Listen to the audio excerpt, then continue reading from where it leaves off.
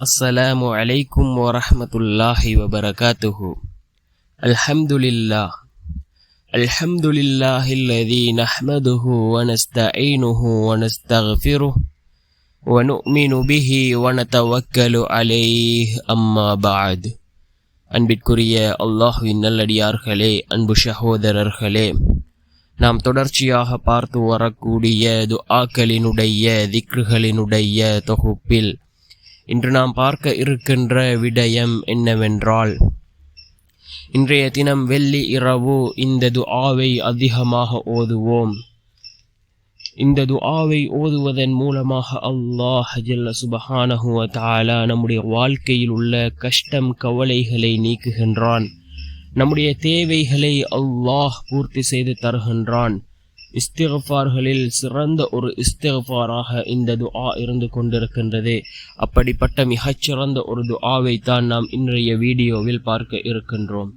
அன்பார்ந்தவர்களே, அல்லாஹ்வின் நல்லடியார்களே, அதிகமானோர் நம்முடைய சேனலை சப்ஸ்கிரைப் செய்யாமல் பார்த்து கொண்டிருக்கின்றீர்கள். நீங்கள் சப்ஸ்கிரைப் செய்து லைக் இடுவதன் மூலமாக நமது சேனலில் உள்ள வீடியோக்கள் இன்னும் பல சகோதரர்களுக்கு கொண்டு போய் சேர்க்கப்படும். அவர்கள் அதனை பார்த்து பயனடைந்தால் அதற்குரிய கூலியை அல்லாஹ் உங்களுக்கும் வழங்குவான்.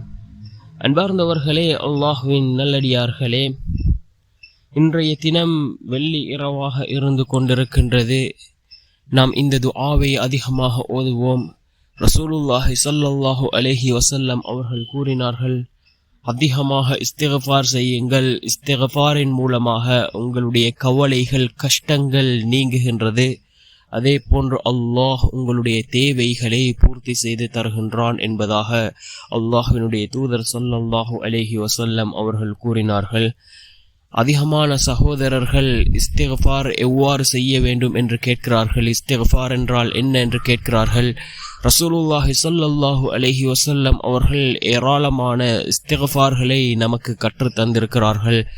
அதிலே மிகவும் சிறந்த அதே போன்று சிறிய இஸ்திக்ஃபார் தான் அஸ்தக்ஃபிருல்லாஹல் அலீம் என்று சொல்லக்கூடிய இந்த இஸ்திக்ஃபார். அதே போன்று ரசூலுல்லாஹி ஸல்லல்லாஹு அலைஹி வஸல்லம் அவர்கள் கற்றுத்தந்த மிகச்சிறந்த ஒரு துஆ இருக்கின்றது. அதனை நாம் அதிகமாக ஓதுவோம். அல்லாஹும்ம இன்னக அஃபுவுன் துஹிப்புல் அஃப்வ ஃபஅஃபு அன்னி. அல்லாஹும்ம இன்னக அஃபுவுன் துஹிப்புல் அஃப்வ ஃபஅஃபு அன்னி. யா அல்லாஹ், நீ அதிகம் மன்னிப்பவனாக இருக்கின்றாய், மன்னிப்பை விரும்புவனாக இருக்கின்றாய், எனவே நீ என்னை மன்னித்திடுவாயாக என்று வரக்கூடிய இந்த துஆ திர்மிதி என்கின்ற நபிமொழி தொகுப்பு நூலிலே பதிவு செய்யப்பட்டிருக்கின்றது. அதிகமாக இந்த துஆவை ஓதி நாம் அல்லாஹ்விடத்திலே பிரார்த்தனை செய்வோம். நிச்சயமாக அல்லாஹ் நம்முடைய பாவங்களையும் மன்னிப்பான். அதே போன்று நாம் இஸ்திக்ஃபார் செய்வதன் மூலமாக நம்முடைய கவலைகள் கஷ்டங்கள் அனைத்தையும் அல்லாஹ் நீக்குவான். நிம்மதியான சந்தோஷமான வாழ்க்கையை நமக்கு ஏற்படுத்தி தருவான்.